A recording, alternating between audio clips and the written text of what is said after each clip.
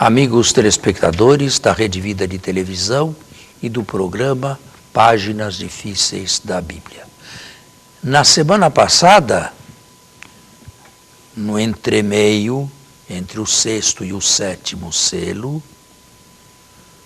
nós vimos os servos de Deus protegidos com o sinal de Deus na fronte, simbolicamente 144 mil assinalados, fora do símbolo.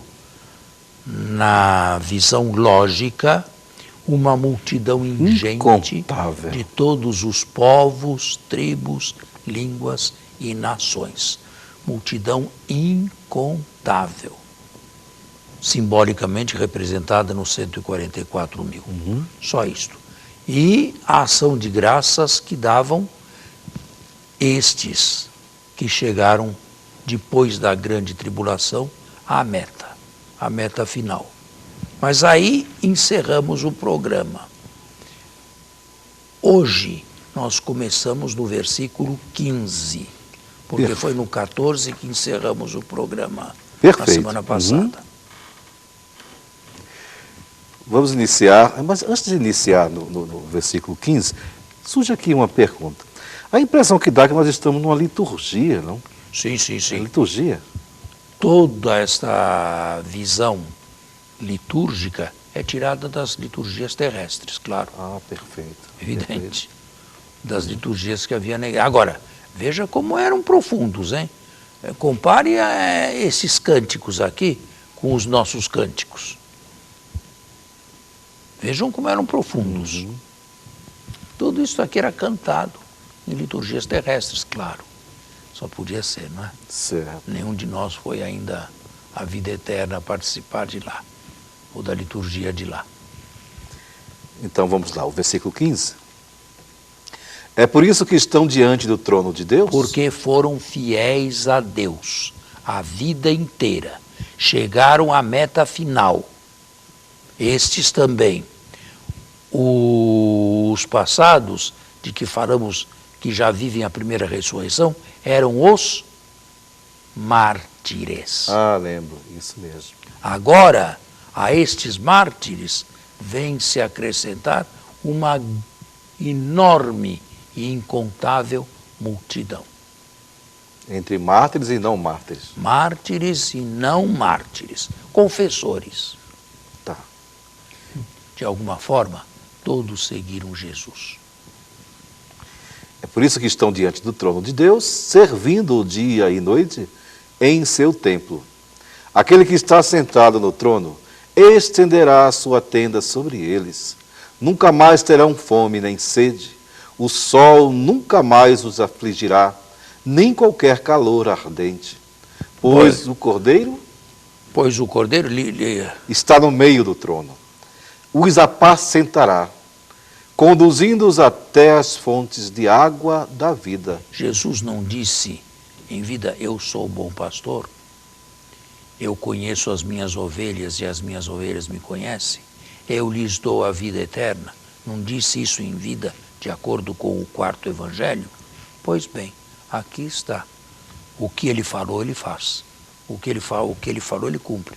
O Cordeiro que está no meio do trono os apacentará, conduzindo-os até as fontes da água da vida. O samaritano, ele diz, se soubesses quem te pede água, era tu que pedirias. Alguma referência também aí? Claro, bom, não explícita. Não explícita. Talvez também não consciente, mas se pode aproximar um texto do outro. E Deus enxugará toda lágrima de seus olhos. Estes já chegaram à meta final. Passaram também pela grande tribulação. Né? Passaram tremendamente. E foram dignos de Deus. E foram fiéis. E foram perseverantes. E agora? Encerramos o capítulo 7. Mas não, esta divisão não é bíblica. Não é boa, não? E agora? E agora vem o sétimo selo. Agora vem a abertura do sétimo selo. Depois Já desse tivemos esse interlúdio intervalo, aqui. não? É. Então vamos lá. Quando o Cordeiro abriu o 7º selo, houve no céu um silêncio durante cerca de meia hora. O que significa isso? Se isso significa uma grande tensão. O que vai acontecer? O que vem? O que se dará? Essa grande tensão é aqui manifestada com um silêncio de cerca de meia hora. Uma linguagem apocalíptica. Então, o que vai acontecer? O que aconteceu? Vi então os 7 anjos que estão diante de Deus. Os anjos da presença, anjos do trono. Noutra palavra, e mais na nossa teologia, os arcanjos. Deram-lhe 7 trombetas. Outro anjo veio prostrar-se junto ao altar com um turíbulo de ouro. Deram-lhe grande quantidade de incenso para que o oferecesse com as orações de todos os santos sobre o altar do ouro. Ou seja, a oração dos santos tem uma grande força, sejam os que já estão na glória eterna, sejam os que estão ainda neste mundo, e esta força de intercessão é potenciada ainda pelas orações e pelo incenso do anjo ou do arcanjo. O arcanjo potencia estas intercessões e as leva diretamente ao trono de Deus. Podemos enxergar aí, não sei se estou exagerando, a comunhão dos santos, alguma pista nesse sentido? Podemos também, podemos. Mas o que quer dizer aqui Certo. é que as orações dos santos, a intercessão dos santos, o pedido dos santos, tem muito mais valor, sabe, do que o que nós fazemos de humano aqui embaixo. Sabe, Agora caiu a ficha. talvez haja muito mais na história, no sentido do verbo agir. Talvez tenha muito mais força na história um mosteiro de monjas carmelitas, por exemplo, aqui, do que o Congresso Nacional, diante de Deus. Estes tratam das coisas dos homens, elas vão diretamente a Deus.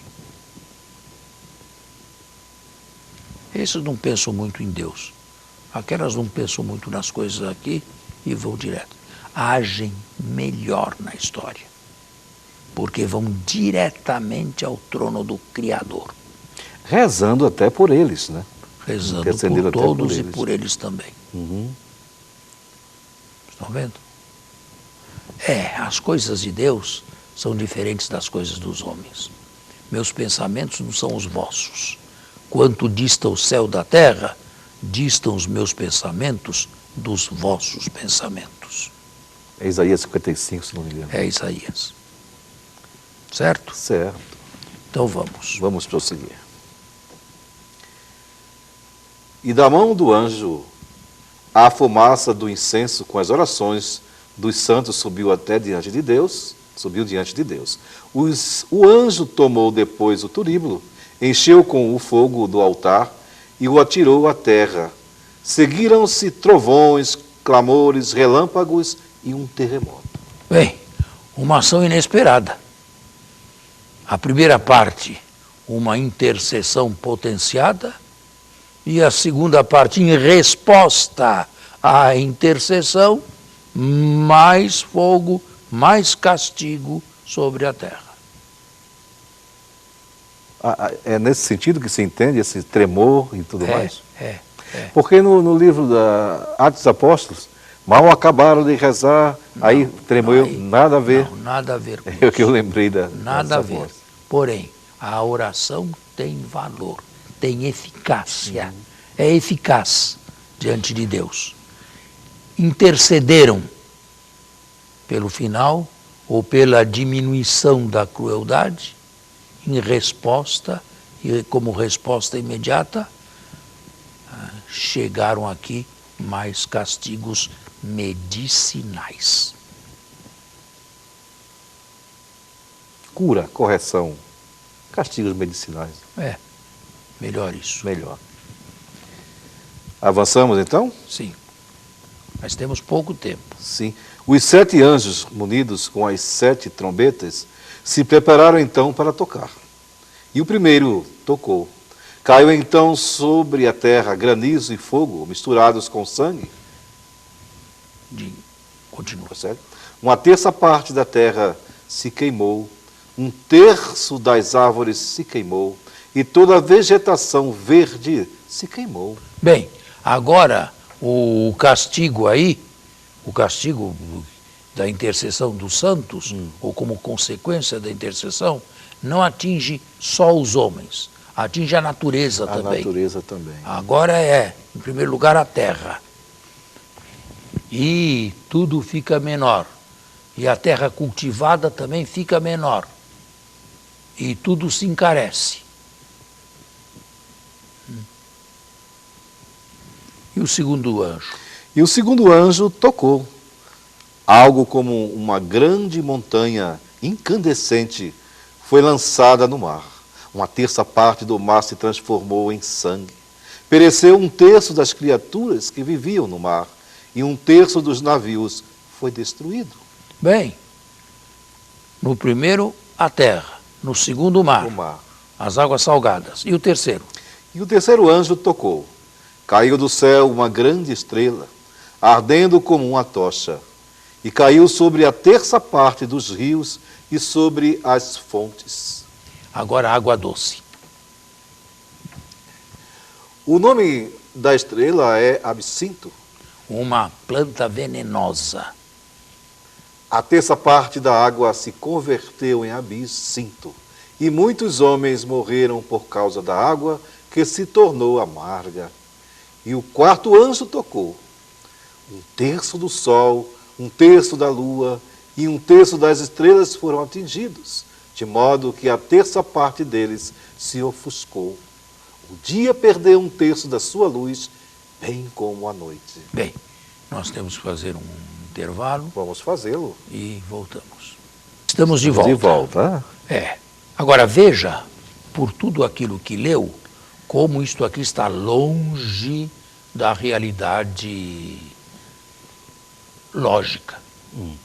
A linguagem é imaginativa. Repito mais uma vez o que disse tantas vezes. Se trata de um esforço, através do linguajar apocalíptico, de transmitir impressionisticamente ideias que não poderiam ser transmitidas de outra maneira. Não teriam tanta força de persuasão e de impressão interna do que usando esta linguagem cifrada, codificada. Essa linguagem é imaginativa e ela é muito impactante. Daí, mas é isso que o autor quer fazer. Né? E para quem não conhece, não caminha com Cristo, causa medo. Não causa? O temor de Deus não é propriamente medo de Deus. Mas algumas pessoas deveriam saber que para tudo existe limite. Tudo existe limite. E não se brinca impunemente com Deus. Não existe nenhum espertinho que leve a Deus em brincadeira e acabe saindo ganhando. Agora, nós saímos da parte dos selos, que foi a primeira rodada do Apocalipse. Certo. Entramos na segunda parte do Apocalipse, do corpo do Apocalipse, que é uma segunda rodada. É como se fosse espiral assim? Como se fosse espiral. A rodada dos selos, agora a rodada das trombetas. E as trombetas, e cada vez que se faz um giro, se levanta um pouquinho. Isto é, as palavras são mais fortes, os termos são mais fortes. Como que se tivéssemos já quase que respirando o fim. Mas é a impressão que o autor do Apocalipse nos quer dar, nos quer transmitir. Prosseguimos? Sim. Então, vi e ouvi uma águia que voava no meio do céu, gritando em alta voz. Por que uma águia? Porque é o pássaro que voa mais alto. E estando no alto do céu, vê tudo. Vê tudo o que vai acontecer. Mas o que diz essa águia? Em alta voz, ai, ai, ai dos que habitam a terra, por causa dos restantes toques da trombeta dos 3 anjos que estão para tocar. Quer dizer, ainda vem coisa maior ainda? Vem. Na segunda rodada eu disse que se retoma num nível mais elevado, o que foi antes dito. Isso é, se chega quase à beira do fim, mas ainda há uma terceira rodada. Se chega quase, mas ainda, vejo, é a impressão que ele quer transmitir. Deus tem tudo nas mãos. O seu plano não falhará, jamais. Mas ele tem pensamentos que não são os nossos. Nós somos impacientes, ele é paciente. Agora, por que ele permite tudo isso? Por que ele permite toda esta dilação no tempo? Com o crescimento do mal, com o crescimento da crueldade, com os homicídios, com as guerras, com as tribulações, com os martírios. Por quê? Isto não diz o Apocalipse. Isso é um mistério da iniquidade. Isso simplesmente é o mistério de Deus. Por que ele permite isso? E o tempo que ele permite para isso. Às vezes eu penso, mas sou eu que penso, não é a Bíblia não, que podem existir outros mundos, sabe? Com seres semelhantes a nós, em outras galáxias, em outras estrelas que sabemos nós do universo. Talvez eles estejam mais adiantados do que nós e haja um ou outro que esteja bem mais atrasado do que nós. Pode ser. Pode ser que a cada passo aí algum planeta chegue à meta final. Nós não chegamos ainda. Podemos pensar, né? Pode, né? Só que não podemos provar isso de jeito nenhum. A quinta trombeta. A quinta trombeta. E o 5º anjo tocou. Vi então uma estrela que havia caído do céu sobre a terra. Foi-lhe entregue a chave do poço do abismo. Ela abriu o poço do abismo e dali subiu uma fumaça, como a fumaça de uma grande fornalha, de modo que o sol e o ar ficaram escuros por causa da fumaça do poço. É terrível isto aqui. Isto é, do abismo, do Hades, do Sheol, do reino da morte e da condenação, sobe um ar misterioso que encobre o céu. O céu de Deus fica praticamente invisível. E nós respiramos este ar envenenado que vem do abismo. Esta sensação existe? É real? Principalmente quem viveu, aí eu estou trazendo, principalmente quem viveu a questão das torres gêmeas, estava ali, pode ter essa imagem bem gravada, né? Eu sei que não se refere a isso, mas pode ter essa imagem bem gravada no seu coração, na sua mente. Quem viveu aquele terrível... Pois é, era como se a maldade e a crueldade fossem tantas, e são, que obscurecesse o céu, mas não o sol, a lua, o firmamento, o céu de Deus. Isto é, Deus fica praticamente invisível e bem visível as forças, bem visíveis maldade, então. as forças do mal, a maldade do ser humano. E isto aqui, para os justos, é uma grande provação. Não se percebe mais, não se vê mais. Vivemos uma vida tal, e isto é verdade, que não se percebe mais os sinais de Deus aqui na Terra. E os que são mundanos e carnais dão outras explicações que não são exatamente aquelas que Deus gostaria de dar. Vivemos este ar, este clima no universo. Estamos submersos nele, não? É, e respirando muito mais o abismo do que o ar puro que vem de Deus. Alguém poderia perguntar, onde está o amor de Deus? Onde estás, Senhor? Vivendo toda essa atmosfera. Exatamente. E até aí se chega. Está vendo? Bom, nós temos ainda algum tempo? Temos. Quanto tempo temos ainda para continuar? 4 minutos? Bom Então tempo, dá. né?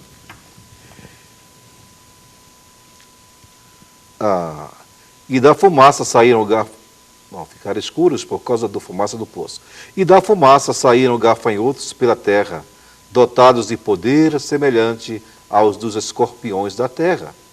Disseram-lhes, porém, que não danificassem a vegetação da terra, nem o que estivesse verde, e as árvores, mas somente os homens que não tivessem o selo de Deus sobre a fronte. Aqui está uma originalidade da quinta trombeta. Até agora, os selos e as trombetas nivelaram todos. Agora, a partir da quinta trombeta, são apenas os ímpios que são atormentados.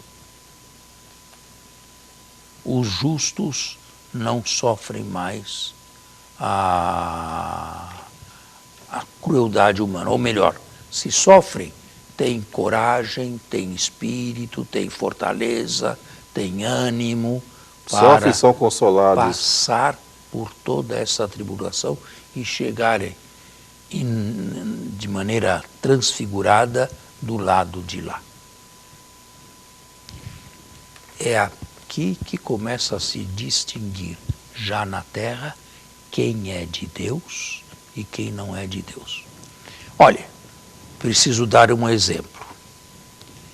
É verdade que a justiça é sempre aquela que vai ao patíbulo e a injustiça é sempre aquela que sai vitoriosa?